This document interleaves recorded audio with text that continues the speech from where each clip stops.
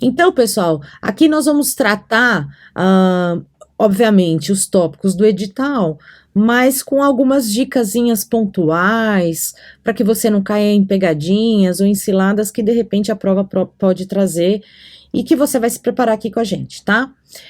Como eu também dou o curso de processo penal, ou de direito penal, a gente vai usar muito uma coisa ligada à outra. Vocês vão ver que as matérias estão interligadas. Aliás, o direito é único, certo?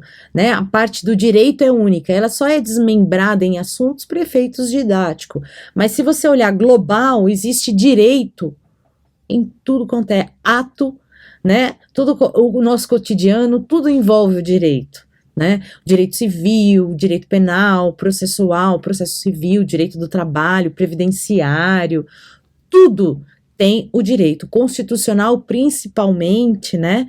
Então o direito ele engloba tudo na nossa vida, tanto os atos corriqueiros quanto atos jurídicos, né? Contratos, contrato de trabalho, e se você infringe a lei, você também tem a matéria específica para dirimir esse conflito, no caso, o direito penal. Quando eu digo um crime ou uma infração penal, que vocês sabem, infração penal quer dizer os dois gêneros, né? Quando eu digo isso, esse crime, ele não fica perdido no tempo e no espaço, na verdade. Ele precisa ser conduzido para onde? Para um lugar onde seja acolhido. Qual é a caixinha onde a gente vai guardar o crime? O processo. O processo é o lugar onde o crime vai se assentar e vão surgir partes envolvidas, porque o crime é praticado por um agente criminoso, certo? Esse agente criminoso praticou o crime contra alguém ou alguma coisa, né? Contra uma pessoa, contra a vítima ou o sujeito passivo, né? E aí se instauram as partes no processo que a gente vai estudar logo mais. Então, o processo é o meio pelo qual aquela infração penal será julgada, né? Será ali processada, né? Quando eu falo em processo, é um processamento, né? O processo, ele tem uma ordem, né? Quando a gente fala de inquérito policial, é um sistema. Quando eu falo de processo lá na vara criminal, um processo criminal, uma ação penal, é outro. Quando eu falo de inquérito policial, que é outro tema nosso, o inquérito policial, ele é aberto, significa que ele não tem uma regra fixa. A autoridade competente, no caso o delegado, vai conduzir as investigações, os andamentos, conforme a necessidade, né? E é variável de caso para caso. Então ele pode ouvir testemunha primeiro, depois o autor, a vítima, enfim, ele não tem uma regra, né? Claro que o inquérito tem características, né? Tem requisitos, mas ele não tem uma regra fixa. Já o processo, ele tem uma ordem, ele tem um processamento. Os atos processuais devem ser seguidos à risca, de acordo com o que a lei menciona, sob pena de nulidade, absoluta ou relativa, depende do que aconteceu. Nulidade também é um assunto que a gente vai tratar no nosso curso, né? Ela pode prejudicar ou não, ser relativa, mas o fato é que o processo penal, a ação penal, precisa tramitar seguindo a ordem legal, né? Então, cada passo é concedido, tem que ser feito no prazo, de acordo com a lei, para que ele seja encarado como um processo válido, sem nulidade, respeitando a Constituição e os princípios constitucionais basilares, ampla defesa, contraditório, devido processo legal, né? O processo legal, o que que é? Ele é super bacaninha? Ele é, é gente boa? Não, o processo legal é o devido processo de acordo com a lei, certo? Respeitando os ditames da lei. Esse é o devido processo legal, a grosso modo, certo? O contraditório, o que é concedido para um é concedido para outro, né? A pessoa pode se defender, a ampla defesa dentro do processo, né? São os meios pelos quais o indivíduo tem a possibilidade de fazer a sua defesa, né? E assim funciona o processo. Mas antes de iniciar o estudo do processo penal, como em todos os ramos do direito, a gente precisa do básico, dos princípios para poder aplicar a lei processual penal. Cuidado, a lei processual penal é diferente da lei penal. A lei penal é o direito material e o processo penal, ele vem acoplado, mas as regras, elas são diferentes. Isso, na sua prova, pode ser objeto de questão. Então, onde eles vão misturar as duas matérias, as duas disciplinas, para tentar confundir você. Portanto, sempre que for necessário, eu vou destacar, cuidado, isso aqui é diferente do direito penal, isso aqui é assim, isso aqui é assado, o direito penal é assim, processual é assado, certo? Para que você não caia em ciladas na hora da sua prova. Você tem uma gama de matérias muito grande para estudar. Então, por mais que você já esteja nessa estrada, é importante ouvir dicas que vão ajudar você, até mesmo no seu estudo cotidiano, com outras matérias até, porque tem regras universais, né? Você pode aplicar em tudo.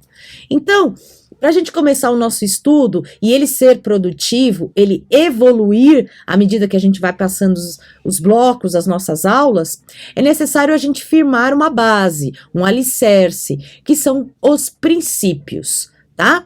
Então, o processo penal tem alguns princípios que vêm caindo com bastante frequência, outros que não caem com tanta frequência, mas que é importante você conhecer, que vai que, né? A prova é assim, fica caindo sempre os mesmos, de repente vem uma com outros completamente diferentes. Então vamos estudar, abarcar o número máximo de informações para que você esteja preparado aí, municiado na hora da sua prova, tudo bem? Vamos lá. Olhando aqui, princípios do processo penal. O princípio da verdade real. Olhando para mim, vamos conversar e a gente vai analisando os slides que fica mais gostosinho, um bate-papo, né? O princípio da verdade real é aquele princípio do juiz, né? O juiz, na hora de formar o seu convencimento acerca dos fatos, ele não pode se ater a simples coisas trazidas à baila, trazidas ao processo, né? Ele precisa, pessoal, de elementos suficientes, probatórios, evidentemente, que o convençam sobre a sua decisão, né? Então, essa verdade real não é só com fatos, não é só com relatos. Ele pode sim, a lei processual permite que ele vá investigar, que ele vá a fundo, que ele solicite coisas que sejam acostadas aos autos do processo, a fim de formar o seu convencimento acerca do crime em questão que está sendo julgado, né? Então, ele pode sim solicitar elementos para ter essa certeza. Por quê, Janaína? Porque o juiz, na dúvida, ele absolve. E de repente ele vai absolver alguém que efetivamente cometeu o crime. Então ele precisa se cercar de todos os elementos suficientes, tecnicamente falando, para que ele forme o seu convencimento, a sua decisão, né? Então, para isso ele tem esse poder, a lei permite que ele investigue e solicite o que ele achar necessário, tá certo? Dentro do processo, né? Então vamos lá. Princípio da verdade real. Dever do magistrado, do juiz, em investigar os fatos e direitos. Olhando para mim, fatos e direitos. O que é isso, Janaína? O direito como um todo, né, no cotidiano do direito penal e processo penal, você tem um fato praticado, um fato ali que ocorreu na rua tal, número tal, né, um fato, uma história que vai ser narrada, que vai ser ajustada à norma penal, que é o direito, certo? Então, eu tenho um fato e tenho um direito. Esse fato aqui, ele encaixa em alguma norma penal? Encaixa. Então, eu tenho um crime para ser julgado. Eu tenho um fato que violou um direito, né? Então, quando é feito um processo penal, uma ação penal, eu tenho a narrativa dos fatos e o direito que foi violado. Então, dos fatos e do direito, né? Então, eu tenho que narrar, contar, detalhar, esmiuçar os fatos que são trazidos e o direito que foi violado, o artigo de lei, com a pena correspondente, a infringência do indivíduo e tudo mais, certo? Então, o juiz vai investigar fatos e direitos e não se conformando apenas com a verdade trazida aos autos pelas partes. Porque as partes, quem são? A acusação e defesa, né? Via de regra, o que é? Acusação, Ministério Público e defesa, o advogado de defesa do indivíduo, advogado de defesa, que pode ser particular ou público, né? Então, as partes envolvidas no processo, tanto o Ministério Público, através do seu representante, que é o promotor de justiça, quanto o advogado de defesa vão trazer elementos ao processo, perícia, fotos, elementos probatórios, para que seja formado um conjunto de provas capaz de convencer o juiz ou da condenação ou da absolvição, tudo vai depender, né? Então, ele não precisa ficar só nesses documentos, nessas provas, ele pode se cercar de outros elementos segundo a lei, que é o princípio da verdade real. O segundo princípio, não menos importante, é o princípio da legalidade, pessoal, que a gente tem em todo o ramo do direito. Legalidade, os órgãos incumbidos de promoverem a persecução penal, ou seja, a investigação penal, a sistemática penal, não podem utilizar-se de poderes discricionários para apreciar a conveniência e oportunidade da instauração do processo ou do inquérito. Olhando para mim, para a gente conversar a respeito disso que a gente acabou de ler. Vamos entender, sem precisar decorar. Porque a decoreba, você esquece, o entendimento fica.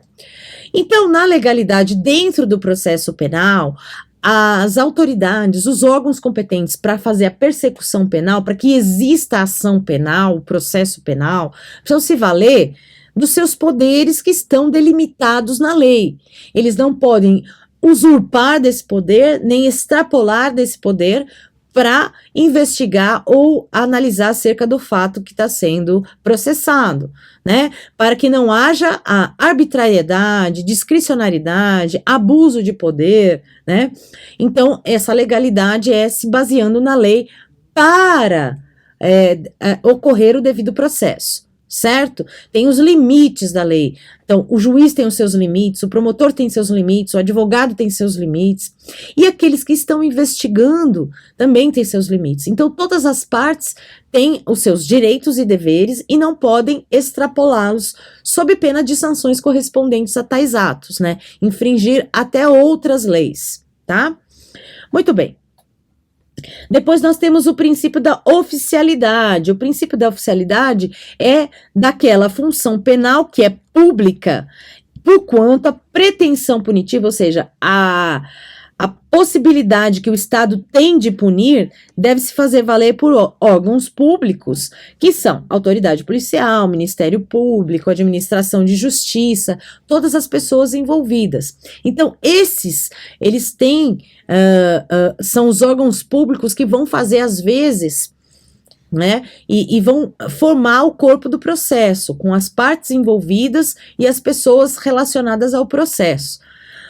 Por isso eu digo para vocês, um processo, ele gera custos, né? Um processo, ele demanda tempo, um processo demanda técnica, né? Profissionais. Então, o processo tem o seu custo, cada qual na sua matéria, com seu custo, com seu tempo, com a sua complexidade.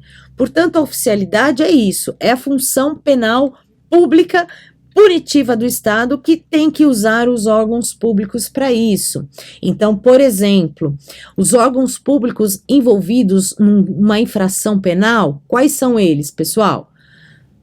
Autoridade policial, porque pode começar na delegacia de polícia, né, através da instauração do inquérito policial, e depois lá no fórum, um processo penal. O processo penal vai ser elaborado. Num primeiro momento, oferecida a denúncia, depois recebida pelo juiz, e aí as partes são envolvidas, né? Tem a citação do réu, que é o chamamento para o processo, e aí a ação penal, a persecução penal começa, né?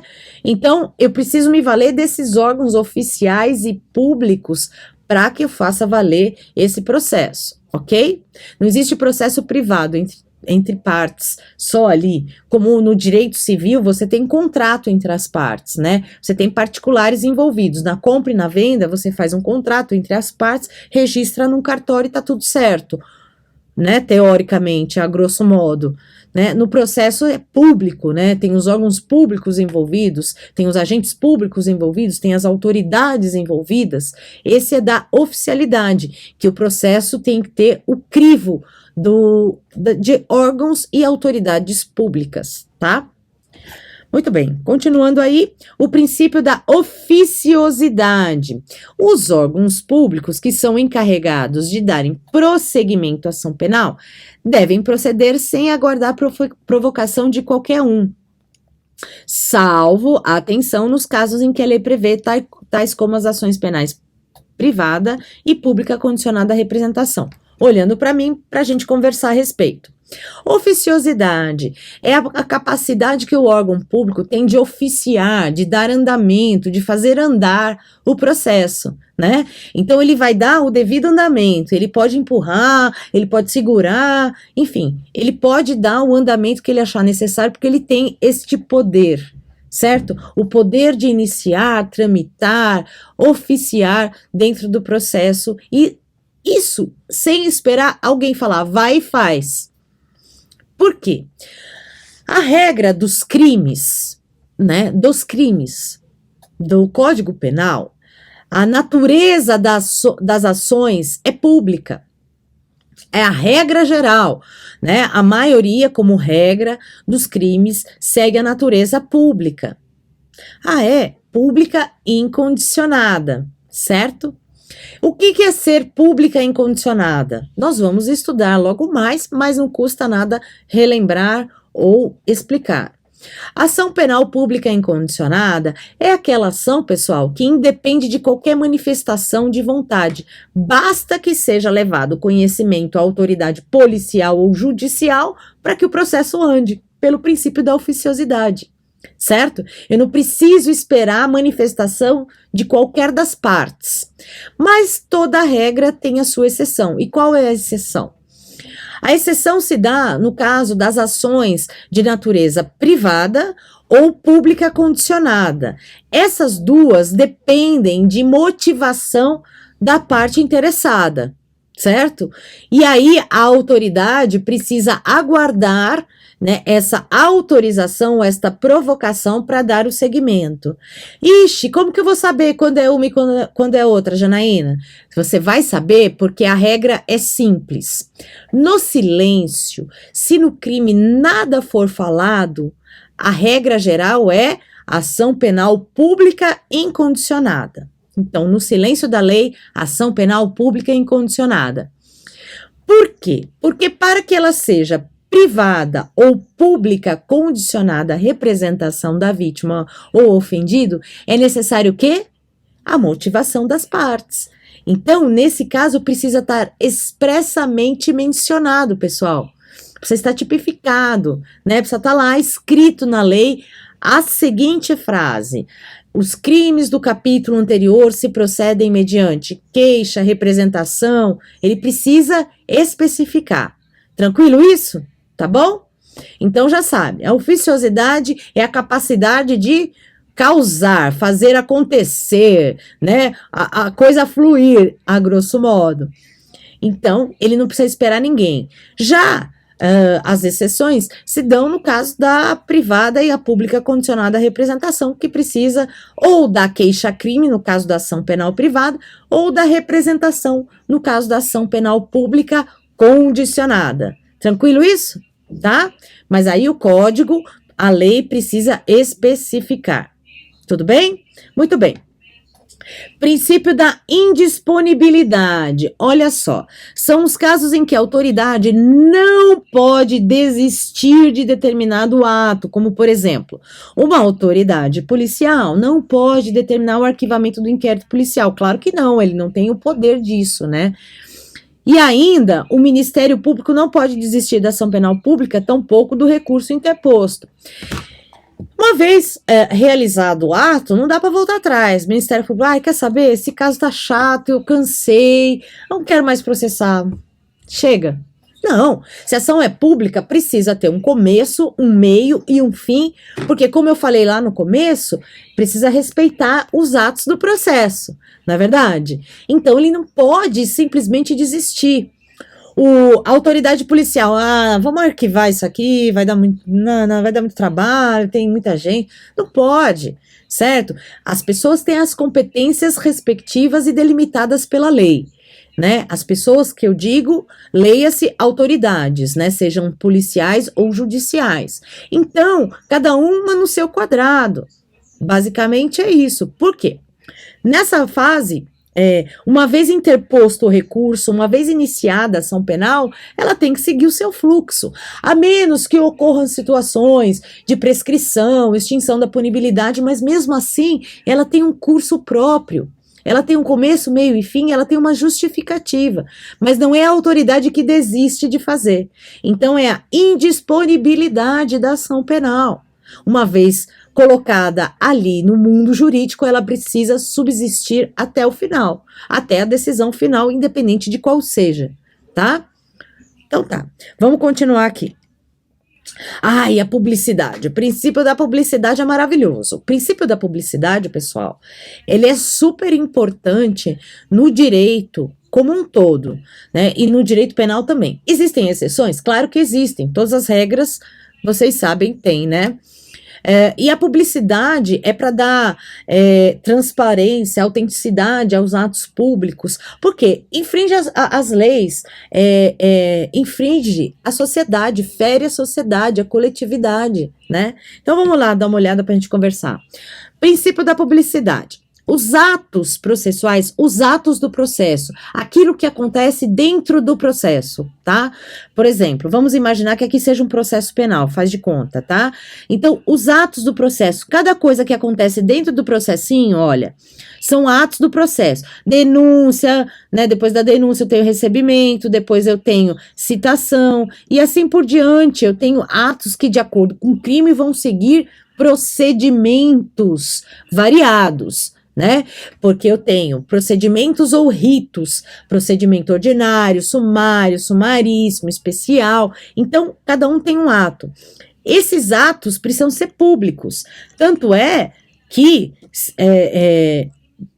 tem que ser dado publicidade, tem que ser publicado, vai ser publicado, intimado, vai ficar tendo conhecimento do público, vai para o diário oficial, certo? Os atos precisam ser públicos, né? Por dois motivos. Vamos lá.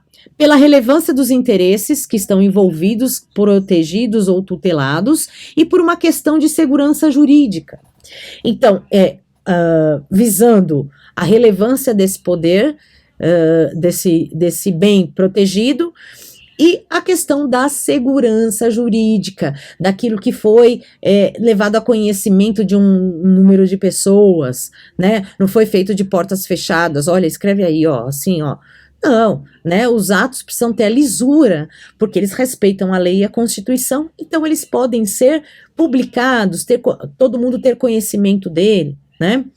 Então a publicidade estabelece uma segurança de que não se promoverão conchavos, olha lá, ou acertos em prejuízo das partes, por isso a lisura. Tudo que for levado a conhecimento de uma parte tem que ser levado a conhecimento de outra parte, e assim sucessivamente.